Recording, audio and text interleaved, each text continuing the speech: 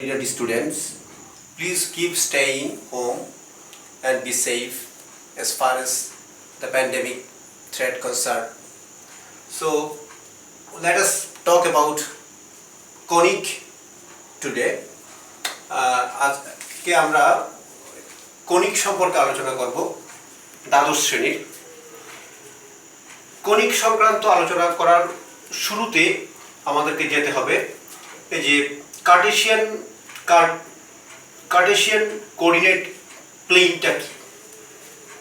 একটা Cartesian coordinate plane সম্পর্কে আমরা জানি, তোমাদের ধারণা আছে। কার্টেসীয় সমতলে একটা ফিক্সড পয়েন্ট এবং একটা ফিক্সড লাইন থাকবে। একটা ফিক্সড পয়েন্ট এবং একটা ফিক্সড লাইনের রেসপেক্টে একটা বিন্দুর, একটা চলমান বিন্দুর যে সঞ্চারপথ তাকে আমি বলবো কি কনিক।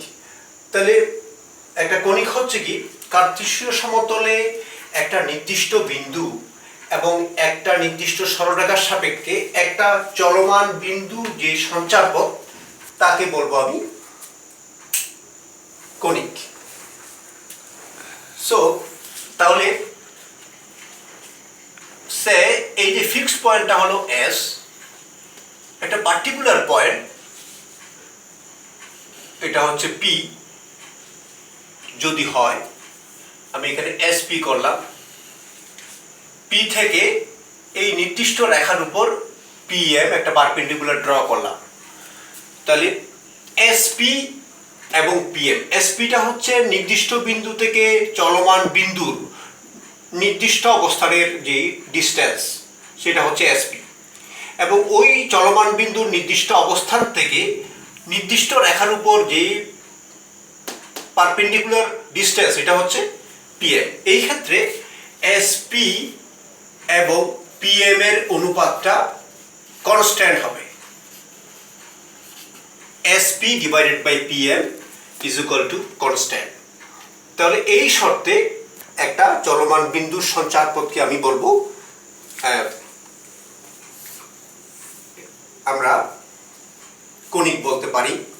এখানে খেয়াল করো, এই যে ফিক্সড পয়েন্ট এস, এই বিন্দুটার নাম হচ্ছে ফোকাস। এই যে ফিক্সড লাইন এর নাম হচ্ছে ডাইরেক্ট্রিক্স। ফোকাস বা উপকেন্দ্র, কনিকের উপকেন্দ্র, আর এটা হচ্ছে নিয়ামক। আচ্ছা, কনিকের ক্লাসিফিকেশন আমরা করব। তাহলে কনিকের বেসিক কনসেপ্টটা হচ্ছে রাইট সার্কুলার কোন। একটা রাইট সার্কুলার কোনকে তোমরা জানো, রাইট সার্কুলার কোন কি? একটা সমবৃত্তভূমি কোনকে যদি আমরা বিভিন্নভাবে ক্রস সেকশন করি তখন কনিকের বিভিন্ন আকৃতি আমরা পাবো। কনিকের ক্লাসিফিকেশন করি আমরা।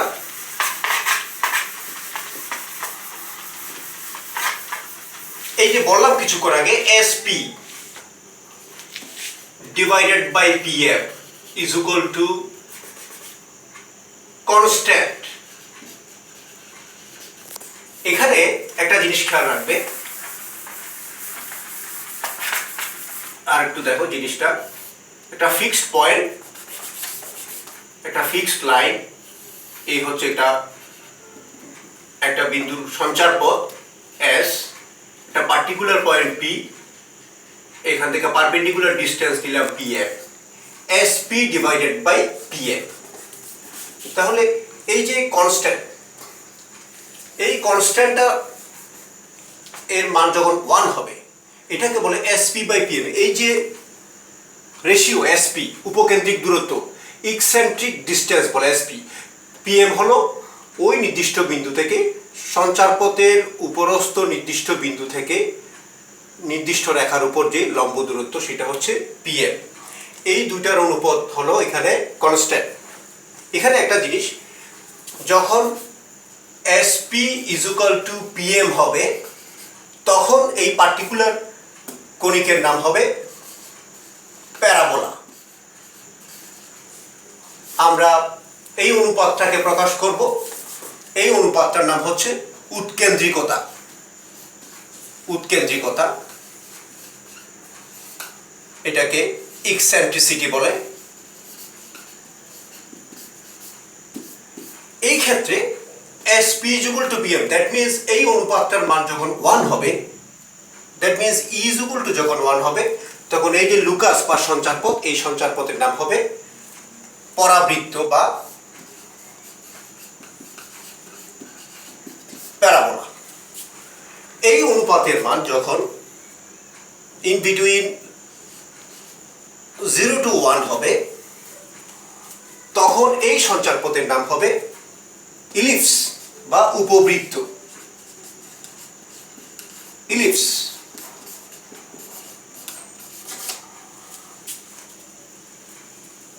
এই অনুপাতের মান যখন E যখন 1 হবে, তখন এই সঞ্চারপথের নাম হবে অধিবৃত্ত। তাহলে স্টুডেন্টস, আমি যেটা বলতে চাচ্ছি, দ্বিমাত্রিক সমতলে বা কার্তেশীয় সমতলে একটা নির্দিষ্ট বিন্দু এবং একটা নির্দিষ্ট রেখার সাপেক্ষে কোনো চলমান বিন্দুর সঞ্চারপথকে আমি কণিক বলছি একটা নির্দিষ্ট শর্তে। ওই শর্ত হলো কি, নির্দিষ্ট বিন্দু থেকে ওই সঞ্চারপথের উপরস্থ একটা নির্দিষ্ট অবস্থানে ওই চলমান বিন্দুর নির্দিষ্ট অবস্থানের দূরত্ব এবং ওই বিন্দু থেকে নির্দিষ্ট রেখার উপর যে লম্ব দূরত্ব, তার অনুপাত হবে একটা ধ্রুবক রাশি। এই ক্ষেত্রে যখন SP = PM হবে, যখন এই অনুপাতটার মান যখন 1 হবে, তখন এই যে সঞ্চারপথ, তার নাম হবে পরাবৃত্ত বা প্যারাবোলা। এবং যখন E যখন 1 হবে, তখন এই সঞ্চারপথের নাম হবে উপবৃত্ত বা ইলিপস। যখন E 1 হবে, তখন এই সঞ্চারপথের নাম হবে অধিবৃত্ত। তো আজকে আমরা এই ব্যাপারে আজকে একটু প্যারাবোলা সম্পর্কে একটু আলোচনা করে নিই।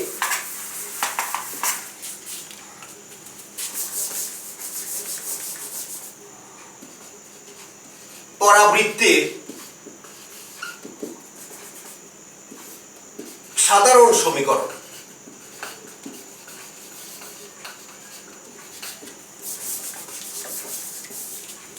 দেখো, একটা পরাবৃত্ত যখন মূল বিন্দুগামী হবে, তখন তার আমি একটা স্ট্রাকচার আমি এখানে আঁকি, একটা illustration.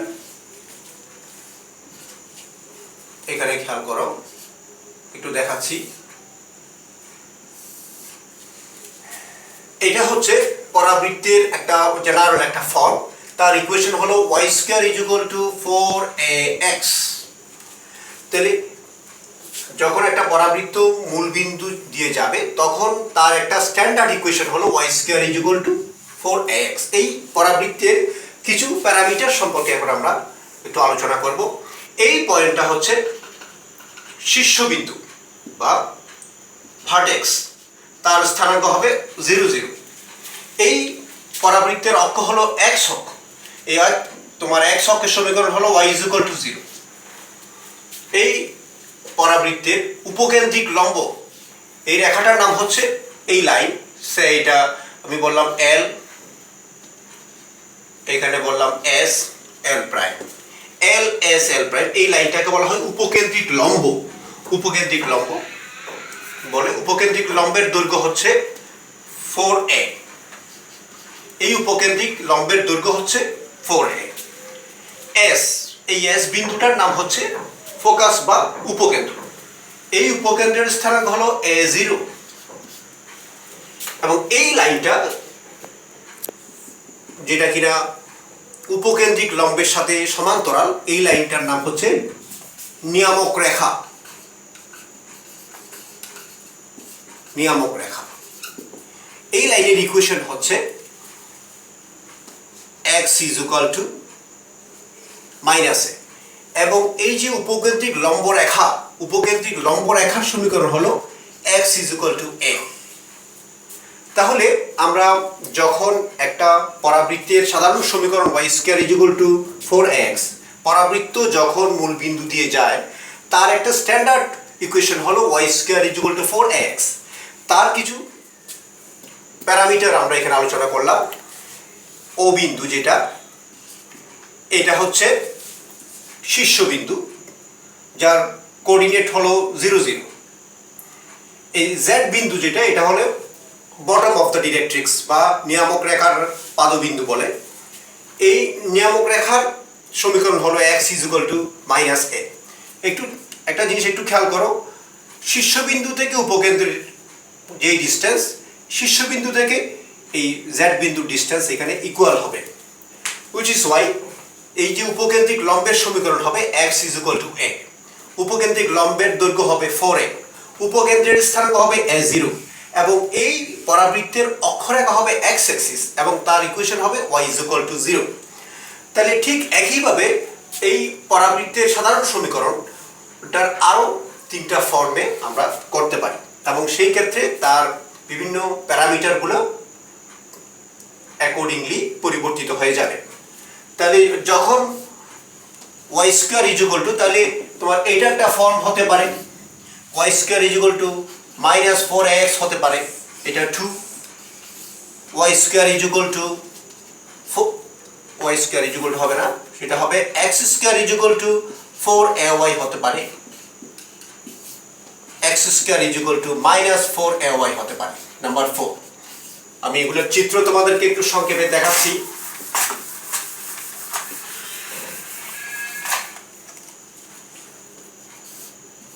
y square is equal to -4x, তারপর হচ্ছে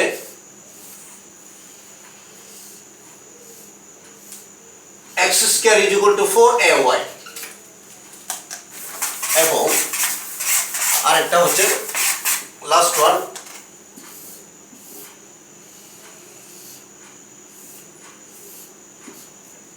এটার ইকুয়েশন হবে x square is equal to -4ay। মূল বিন্দু না, এটা শীর্ষবিন্দু, এটা হচ্ছে নিয়ামক রেখা, এটা হচ্ছে উপকেন্দ্রিক লম্ব, নিয়ামক রেখা, শীর্ষবিন্দু। তাহলে অ্যাকর্ডিংলি তার যে ইকুয়েশন অনুসারে পরাবৃত্তের যে বিভিন্ন প্যারামিটার এগুলোর অ্যাকর্ডিংলি পরিবর্তন হয়ে যাবে। এরপর একটু আলোচনা করব আমরা পরাবৃত্তের যে অক্ষ, এই অক্ষটা সবসময় যে x অক্ষ এবং y অক্ষ বরাবর হবে এমন কোনো কথা নেই। ওই জন্য আমাদেরকে একটা জিনিস খেয়াল করতে হবে যে সে ধরো লুকাস অফ এ প্রজেক্টাইল, একটা প্রক্ষেপকের যে সঞ্চারপথ সেটা কি ধরনের, এরকম হতে পারে। একটা প্রক্ষেপককে যদি এখান থেকে আমরা যদি নিক্ষেপ করি, তাহলে তার যে ট্রাজেক্টরি সেটা হবে এরকম। এই ট্রাজেক্টরিটার আকার হচ্ছে কি পরাবৃত্ত। তাহলে এই ক্ষেত্রে অথবা এরকম হতে পারে, তাহলে তোমার হবে কি এই ক্ষেত্রে এই পরাবৃত্তের অক্ষটা x অক্ষ বরাবর নাও হতে পারে, সেটা x অক্ষের সমান্তরাল হবে। এবং ঠিক এই ক্ষেত্রে তার অক্ষটা, আমি বলি, এই ক্ষেত্রে অক্ষটা হবে এখানে তোমার এই চিত্রের ক্ষেত্রে অক্ষ y অক্ষ বরাবর নাও হতে পারে, অক্ষটি y অক্ষের সমান্তরাল হতে পারে। তাহলে এই ক্ষেত্রে পরাবৃত্তের সাধারণ সমীকরণ হবে y is equal to ax square plus bx plus c।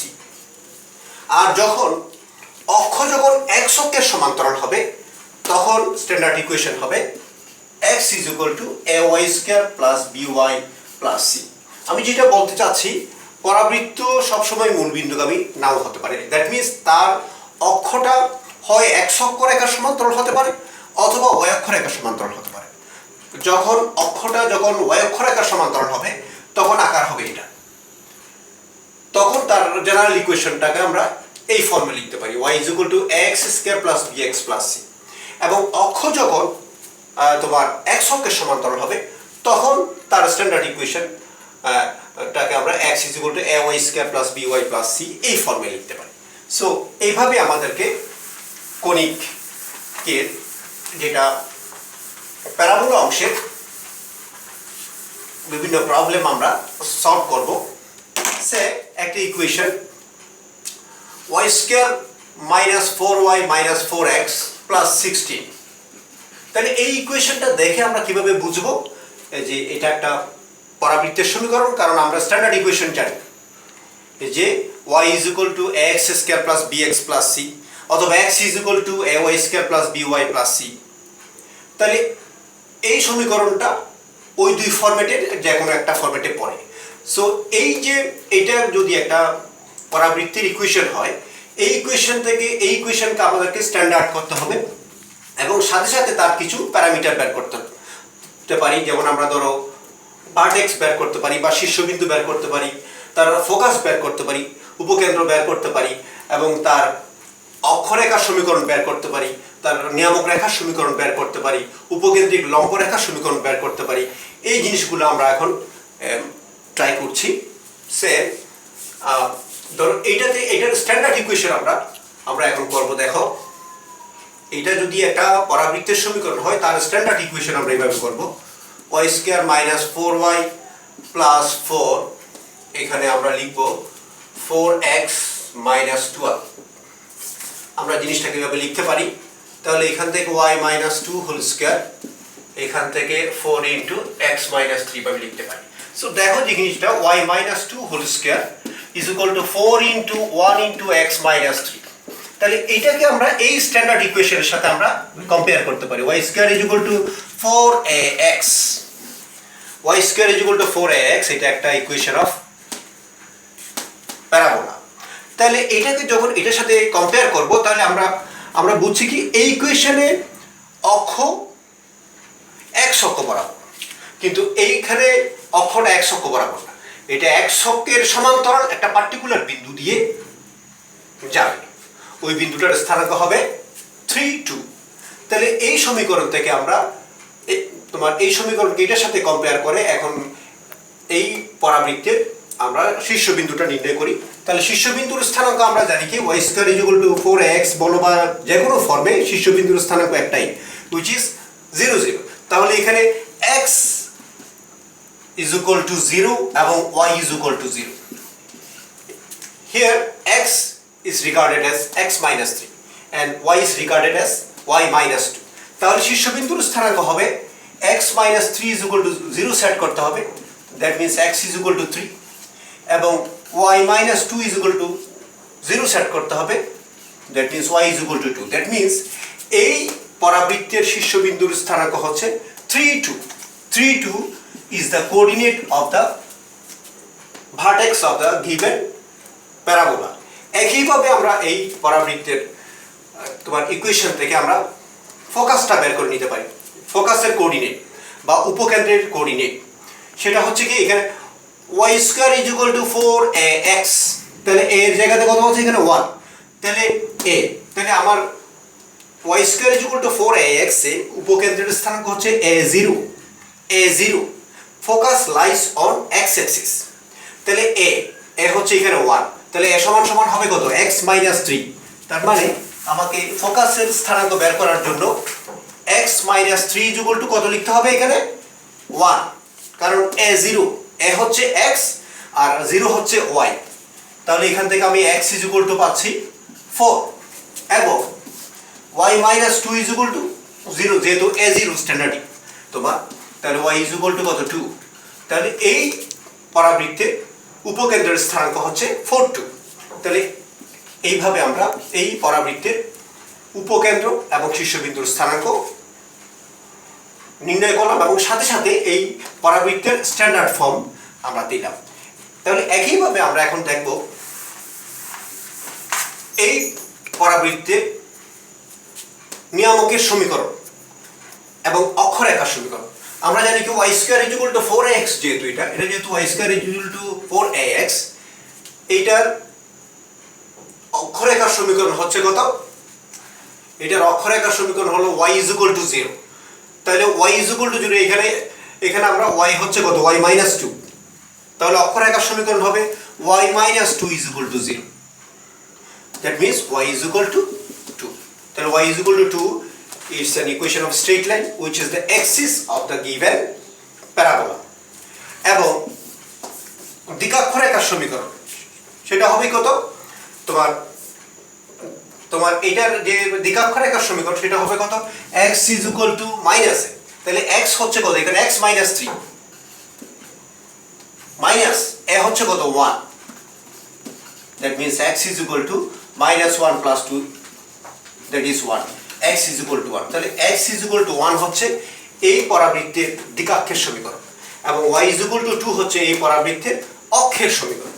তাহলে এইভাবে প্রিয় ছাত্রছাত্রীরা, এইভাবে আমরা একটা প্রদত্ত সমীকরণ থেকে, একটা প্যারাবোলার ইকুয়েশন থেকে আমরা তার বিভিন্ন প্যারামিটার আমরা বের করতে পারি। আশা করি আজকের আলোচনা দিয়ে তোমরা মোটামুটি ক্লিয়ার হয়েছো। এর পরের ক্লাসে আমি তোমাদের সামনে আরো বিস্তারিত অন্যান্য গণিত নিয়ে আমি হাজির হব। ধন্যবাদ। সে পর্যন্ত সবাই ভালো থেকো।